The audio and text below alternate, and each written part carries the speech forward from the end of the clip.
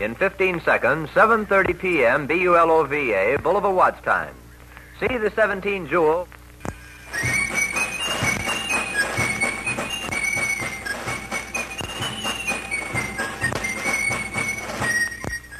Friday evening, and once again the Federal Savings and Loan Associations of Massachusetts and New Hampshire bring you another dramatic human story by Alton Hall Blackington, New England's own master storyteller.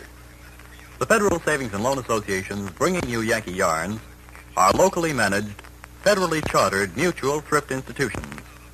They are helping scores of thousands of families and individuals to get ahead faster through federally insured savings plans and low-cost monthly payment home financing programs. For savings, for home financing, remember the name Federal Savings. And now, with his copyrighted story about Indians in the war, here's Blackie. Good evening. Ever since these Yankee Yarns started nearly 2 years ago, I have steered away from the war because I didn't have anything to add to what you see in the papers or hear on the radio. I felt there was plenty of other material that you would find interesting and worthwhile. Last Friday night, I did mention the first-class job the war correspondents are doing over there. And tonight I have another slant on the invasion that I think is worthy of your attention. When I started to write this story, I didn't know that Bill Cunningham was doing the same thing for his column in the Boston Herald, and that Time magazine already had it in type. I don't expect to add anything to Bill's picturesque rendition, but I can add a few highlights to round out a picture that I hope Hollywood will someday preserve in Technicolor. In color and with sound, it ought to bring Buffalo Bill and Kit Carson right out of their graves with lusty cheers. Tonight I'm going to talk about one of my favorite subjects, Indians. Indians from the great Southwest, Apaches, Hopis, and Navajos, who are at this very moment fighting in France. I don't know how many American Indians there are in uniform, but there must be thousands. And although it's easy to understand how Sammy Sunsnake and Joseph Sweetpea could be rounded up to register for the draft when they rode in town, it must have taken a super salesman to get thousands to enlist voluntarily into a military service that is against all their principles and tribal customs. The Indians that I saw in Arizona and New Mexico were the most peaceful people you can imagine, quite content to watch their flocks grazing along the walls of colorful canyons, or to make pottery and turquoise trinkets in front of adobe houses on the edge of the desert. There wasn't a war whoop in the whole crowd. In fact, they seemed almost childlike in appearance and manner. The few bad habits they did have, so we were told, had been introduced by the pale faces from the east when they came riding roughshod over the prairies to oust the red men from their homelands so they could dig for gold and oil. There are some dark pages on our history books about all that unfortunate business, and the educated Indian of today will tell you with a sad shake of his head that they're still being pushed around by the Great White Father, which is their title for Uncle Sam or the government. It's only natural, then, that it came as a bit of a surprise to find that so many Indians are in the service. And the recent saga of the Wild 13 in Cunningham's column about the Indian paratroopers is one for the scrapbook. Navajos, as you may know, are nomads, roaming from place to place wherever green grass, clear water, and their fancy beckons. For houses, they have hogans, rude shelters made of logs or sawed with a hole in the roof for the smoke to come out, and a single door that always faces the rising sun. No Navajo will enter a hogan that has a door facing north, south, or west. And that proved pretty costly to a Hollywood movie company, which built a whole village of hogans facing the setting sun. But all the doors had to be bricked up with adobe mud, and new doors cut in the opposite side before the Indian actors would go anywhere near them. So it's a mystery to me how the Army got some of those Indians into barracks at all, considering how they prefer to sleep on the ground with just the stars above them. One of the teachers at the government school near Keams Canyon told me it was almost impossible to get the kids to stay in bed when they first showed up for school in September. I peeked in the morning, he said, and there wasn't a kid to be seen. Those little bright-eyed brats had lugged the beds outdoors and were sleeping under them. And feeding and discipline were other problems. For days, the children would sit behind their books like little graven images. And then when a hawk flew over, or the wind whistled in the stovepipe, or sometimes when nothing at all happened that the teacher could see, they were off like a flight of bats, out of sight, into the sagebrush. And after the evil spirits had gone, they'd come back to school.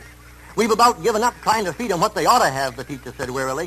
All they seem to want is an old bone to chew on, just like a dog. How then did they ever manage to get and hold hundreds of young Hopis and Navajos, free as the clouds that sailed over the plains and mesas, into steam-heated barracks and tight uniforms. Perhaps it is because above all else an Indian loves his freedom. Perhaps that is why young Johnny Laughingwater is willing to leave his turquoise trails to fight and maybe die in flaming foreign fields. Among the terrible 13 who made history during the dark dawn of D-Day, there was one young paleface from Brooklyn, New York. The Indians accepted him after he and one of the red men slipped their fingers and allowed their blood to mix. Then they called him Apache Brother, and he was one of the first to tumble out of the sky over France, loaded down with TNT and other explosives. These 13 Indian paratroopers who dropped into the fields before the invasion barges landed on the beach had only a few minutes to find their objectives and destroy them. They had about one chance in a million of coming out alive. The Army officials in charge of these Red Devils were smart enough to let the Indians handle this tough assignment in their own way. They gave them whatever tools and weapons they wanted and even let them practice foraging, Indian fashion, on the closely guarded kitchens and warehouses. Why, there was a lot of excitement one night when it was found that somebody, right under the eyes of the guard, had sneaked up and swiped some nylon rope that was to be used for towing gliders. The Indians snitched the nylon because when it's unraveled, it makes a fine, strong noose for Nazi necks. It's lighter than the piano wire generally used for garroting and throat cutting. Well, for months, these Indian paratroopers lived in complete isolation. Not even their own officers could visit them. They conditioned themselves in their own way and probably practiced pagan rites as their dusky fathers had done before them. They lived in the open, sleeping on the good earth from which all life springs, under the uncovered sky, where in cloudy caverns the gods of wrath and fury dwell, where the demon drums of thunder roll and the arrows of lightning are forged. And while they waited and prayed and fasted, they forged with their nimble fingers their own primitive darts of death, long, sharp knives, thin as hat pins. And one big brave, according to the dispatch, spent hours sandpapering the points of a pair of brass knuckles till they sparkled, hard and sharp as the spines of a cactus. No army cook sampled the strange concoctions brewed over the tiny fires on that foggy English countryside. No questions were asked if a goat or chicken disappeared. No one winked or laughed if packages of herbs and plants were left at the barbed wire fence beyond which no white man might pass. Because, a few hours before the dawn of D-Day, ancient Aztec rites and the modern methods of war were mingling for the first time in the world's history. The lives of thousands of men depended on the terrible 13 who volunteered to spearhead the invasion from the sky. It was their task to fall on France as silently as a shadow, to cut wires, chop down trees, blow up bridges, and set signals, all in a matter of minutes. If the enemy interfered, he was to be struck down by methods not pleasant to contemplate. Few white men could survive the training of those red men. They might have to hide for weeks without food or water, so for weeks they fasted, just as the Navajos did in Arizona and New Mexico, when the shadow of the big bat, the evil omen of famine, flitted across the sun-baked floor of the canyon, warning that drought and death were just around the corner. Why, for 100 days no cloud had appeared in the deep blue-black sky above the plains.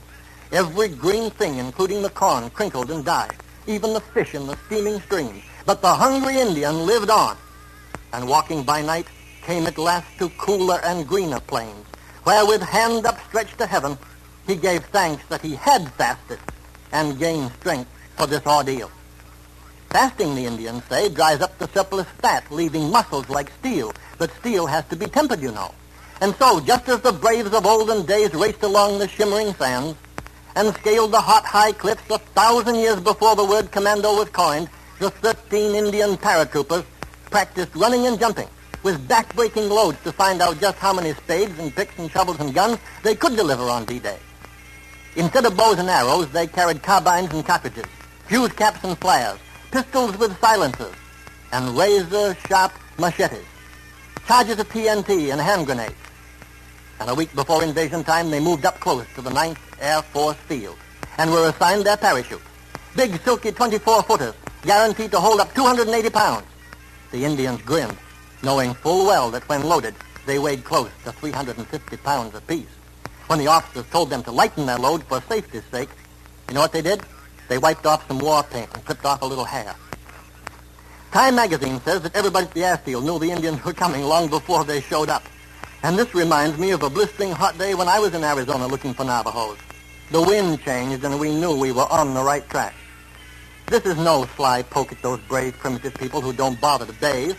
If you had to trudge 5 miles across a hot, dusty desert to get a gourd full of water, you'd drink it as they do.